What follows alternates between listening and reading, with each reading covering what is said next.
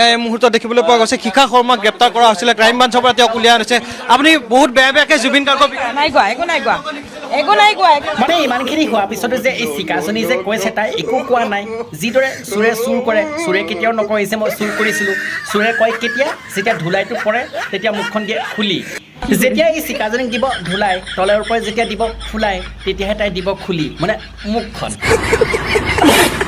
মই কৈ দিলো জুবিন ঘেণ্টা জুবিন এটা পাগল জুবিন গাৰ্গক মাজুলীতে নহয় সমগ্ৰ অসমত নিষিদ্ধ কৰিব লাগে মই তাকে চিন্তা কৰিছোঁ এই জুবিন দাক যে চাব নোৱাৰে কাৰণটো কি মই এতিয়াহে পালোঁ বুজি মানে জুবিন দা ভাগৰ যে বাঁহীটো এই বজাব পোৱা নাছিলে যে জুবিন গাৰ্গক মাজুলীত নিষিদ্ধ কৰাটো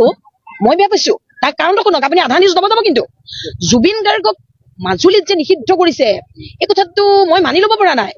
কাৰণ জুবিন গাৰ্গক মাজুলীতে নহয় সমগ্ৰ অসমত নিষিদ্ধ কৰিব লাগে মানে জুবিন দা জীয়াই থকা সময়তে জুবিন দাক চাব নোৱাৰিছিলে জুবিন দা আমাৰ মাজৰ পৰা নাইকিয়া হ'ল তাৰপিছতো জুবিন দাক ল'বলৈ বেয়া বেয়া মন্তব্য আগবঢ়ায় আৰু তই যে নিজকে কওঁ তই যে অসমৰ এজনী অসমীয়া নাৰী মোৰ মতে তই যে শ্যামকানু মহন্তৰ বিচাৰি ফুৰিছিলি বাৰী মানে বজাবলৈ মই কৈ দিলো জুবিন ঘেণ্টা আৰু জুবিনক গোটেই অসমত নিষিদ্ধ কৰিব লাগে আৰু মই ক'লো জুবিন এটা পাগল জুবিনৰ পৰা নতুন প্ৰজন্মই শিকিবলগীয়া কথা একো নাই অসমত বহুত ভাল ভাল গায়ক আছে কি গায় জুবিনে ওপৰত টানিবই নোৱাৰা হ'ল জুবিন ঘেণ্টা কিয় তোৰ পৰা শিকিব লাগে নেকি যে কেনেকৈ বজাব লাগে বাঁহী মোৰ মতে জুবিন নিজে মৰিছে জুবিনৰ মৃত্যুটো এক অন্যায় হয়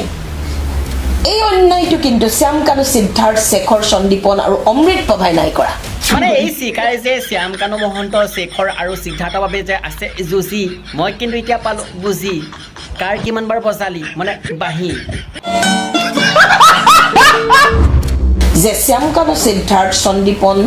শেখৰ আৰু অমৃত প্ৰভাই মিলি জুবিন গাৰ্গক হত্যা কৰিছে এই কথাটো মই কেতিয়াও পতিয়ন যাব পৰা নাই গতিকে এইটো নহয় মিছা কথা মানে তোৰ মতে অসমত থকা প্ৰত্যেকজন অসমীয়া মিছা অসমৰ ভিতৰত তই এক নম্বৰ সঁচা তেনেহ'লে সঁচাটো তই কচোন এবাৰ কিমান বাৰ বজালি মানে শ্যামকানু ভাগৰ বাঁহীটো মই কেতিয়াও কাকো আগতে আক্ৰমণ নকৰোঁ মই সদায় কাউণ্টাৰ এটেক কৰোঁ